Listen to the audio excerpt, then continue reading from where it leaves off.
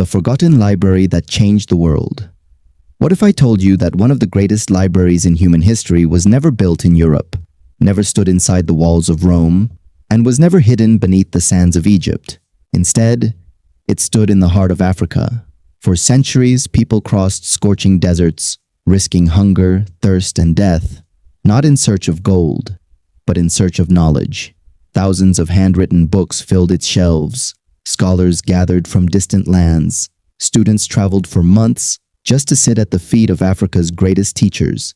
Yet today, millions of people have never heard its name. How could one of the world's greatest centers of learning almost disappear from history? Who built it? What knowledge did it preserve? And why did ordinary families risk everything to protect its priceless books? To find the answer, we must travel back more than 700 years to the edge of the Sahara Desert, to the legendary city of Timbuktu. Long before European explorers reached much of Africa, Timbuktu had already become one of the greatest centers of learning in the medieval world. Situated in what is now the modern nation of Mali, the city grew wealthy because of its strategic position along the trans-Saharan trade routes. Camel caravans arrived carrying salt from the north. Merchants brought cloth, spices, and other valuable goods. From the south came gold, ivory, and agricultural products. The city became a meeting place for traders, scholars, judges, and religious leaders from many regions. But Timbuktu's greatest treasure was never its gold. It was its knowledge. As the Mali Empire grew in power, education flourished alongside trade. Mosques became places not only of worship, but also of teaching. Scholars copied manuscripts by hand with extraordinary care. Books were collected, studied, and passed from one generation to the next. Owning a valuable manuscript became a mark of prestige. Families often treasured books as much as they treasured land or wealth. Every page represented months of patient work. Some manuscripts explored astronomy and the movement of the stars. Others discussed medicine, mathematics, law, philosophy, poetry, geography, and theology. Each book added another voice to a growing tradition of African scholarship. Then came the reign of Mansa Musa. His famous pilgrimage to Mecca in 1324 introduced the wealth of the Mali Empire to much of the known world. But his greatest contribution was not simply his riches. He supported learning. He encouraged scholars. He invested in institutions that strengthened Timbuktu's reputation as one of the world's leading centers of education. Soon, students crossed the Sahara Desert from distant lands, determined to study in this remarkable city. The famous Sankore Learning Center became known for rigorous scholarship, attracting teachers and students whose influence spread far beyond West Africa. For generations, knowledge flowed through Timbuktu like a river.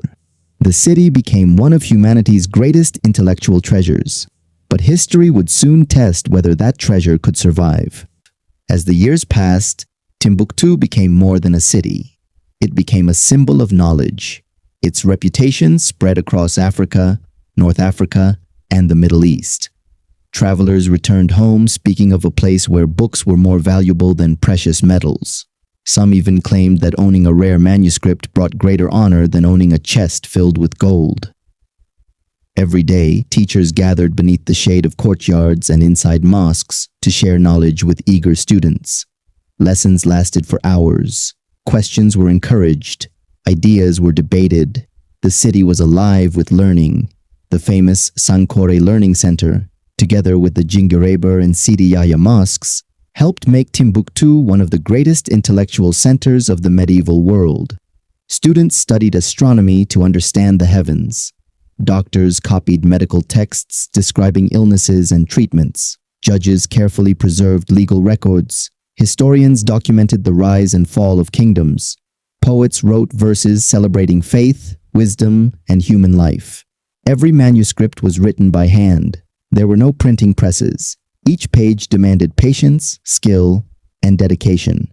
Some books took months to complete. Others required years. As the collection grew, families began building private libraries inside their homes. Parents taught their children that these manuscripts were not ordinary books. They were the memory of their civilization. Then history changed. In the late 16th century, the Songhai Empire weakened.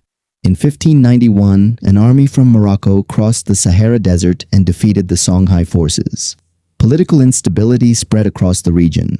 Many scholars fled, some schools closed. People feared that centuries of knowledge could disappear forever.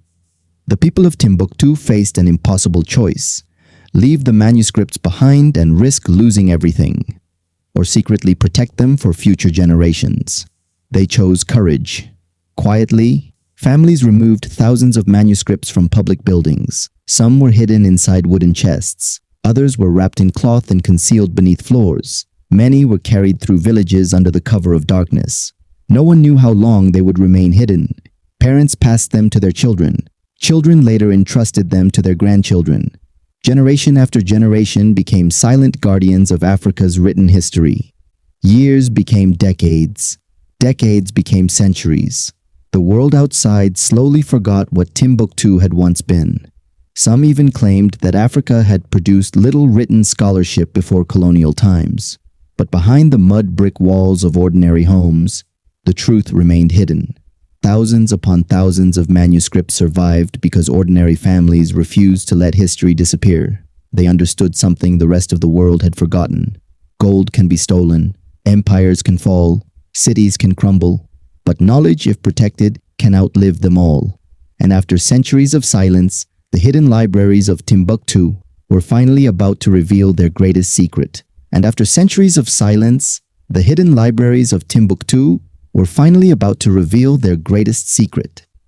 As historians and researchers began studying the city more closely, they made an astonishing discovery.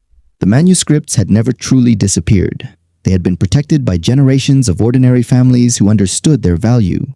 Inside simple homes, wooden chests, and private collections lay hundreds of thousands of handwritten manuscripts. Some were more than 500 years old. Others dated back even further. They covered subjects that surprised the modern world: astronomy, mathematics, medicine, law, geography, philosophy, poetry, business, religion, history. These manuscripts revealed that African scholars had been studying, writing, debating, and preserving knowledge for centuries. They challenged the old belief that Africa had little written intellectual history before colonial times. Instead, they showed a civilization deeply committed to learning. But the story was not over. In 2012, armed extremists entered northern Mali. Many feared that Timbuktu's priceless manuscripts would finally be destroyed. Once again, the people faced a choice: protect themselves or protect history.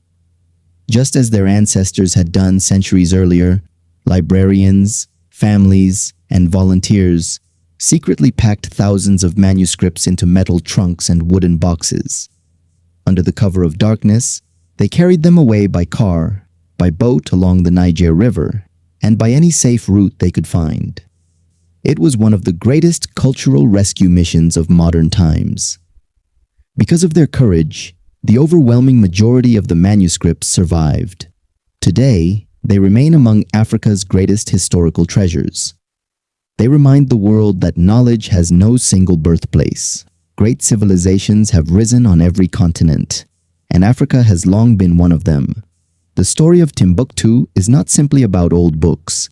It is about the determination of ordinary people who refused to let their history disappear. Empires rose and fell. Kings came and went. Trade routes changed. But the written words survived. Perhaps the greatest treasure hidden in Africa was never gold. It was wisdom. And perhaps the greatest mystery is not why the libraries of Timbuktu were forgotten, but why the world forgot to remember them. The ancient walls still stand beneath the African sun. The desert winds still blow across the city. And inside those fragile pages, the voices of centuries continue to speak. The question is no longer whether Africa had great libraries. History has already answered that. The real question is, what other forgotten stories are still waiting to be uncovered?